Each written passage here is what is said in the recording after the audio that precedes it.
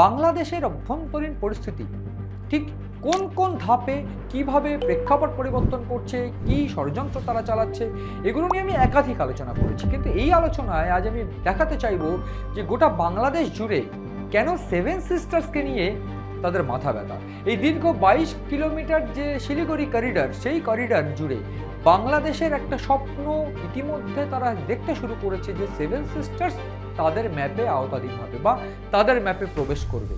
এটা তাদের ভাবতে একটু বিন্দুমাত্র ভয় বা লজ্জা করে কিনা আমার জানা নেই, কিন্তু এইখানেই আমার প্রশ্ন যে সেভেন সিস্টার্সকে তারা এই চিকেন স্নেক থেকে আলাদা করে দিয়ে বা চিকেন স্নেকের কোনো ক্ষতি করে তারা সেভেন সিস্টার্সকে নিয়ে যাবে, এটা কি ভারত বসে বসে দেখবে বলে তারা মনে করে? যদি এ প্রসঙ্গে আমি একটু বলে রাখতে চাইবো, হাসনাত আবদুল্লাহ প্রাথমিকভাবে একটা মন্তব্য করেছেন। সাম্প্রতিককালের তার যে মন্তব্য, তিনি পরিষ্কার করে বলছেন আওয়ামী লীগকে যদি আশ্রয় দেওয়া হয় তাহলে এই ভারতের সেভেন সিস্টার্সকে আলাদা করে দেওয়া হবে।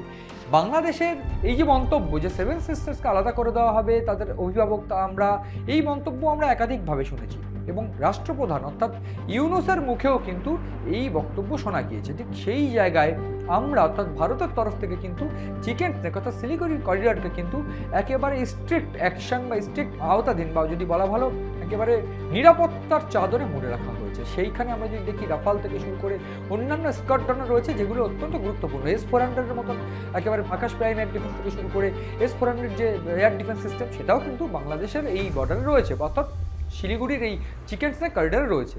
কিন্তু প্রাথমিকভাবে এই আলোচনা অত্যন্ত প্রাসঙ্গিক এই কারণে, কারণ বাংলাদেশ জুড়ে যে এই নির্বাচন আসার আগে এই রবটা উঠছে যে এই শেখ হাসিনা পতনের পর থেকে ভারত বিরোধী কার্যকলাপ এবং ভারত বিরোধী হতে যে বাংলাদেশকে উস্কানি দেওয়া হচ্ছে, তার পিছনে পাকিস্তান রয়েছে আমরা জানি, এবং পাকিস্তান ঘুর পথে সেনা পাঠাচ্ছে বা জঙ্গি পাঠাচ্ছে সেই চিত্র তুলে ধরেছি।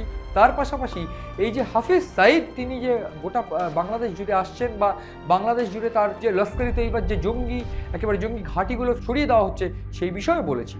কিন্তু প্রাথমিকভাবে পরিষ্কার যে চিত্রটা যদি দেখা যায় তাহলে দেখতে পাবো বাংলাদেশে কিন্তু এইখানেই ক্ষান্ত নয়। বাংলাদেশে সাম্প্রতিককালে যে ঘটনাটি ঘটেছে যে হিন্দুদের উপর যে অত্যাচার, একেবারে তথ্য দিয়ে বলতে চাইবো যে 15 বছরের যে কম তাদের ধর্ষণের সংখ্যা বেড়েছে বাংলাদেশে, হিন্দুদের উপর বাড়ি ভাঙচুরের ঘটনা বেড়েছে, হিন্দুদের উপর অত্যাচারের যে ঘটনাগুলো বারবার করে সামনে আসছে সেই ঘটনায় আমি একটু বলতে চাইবো।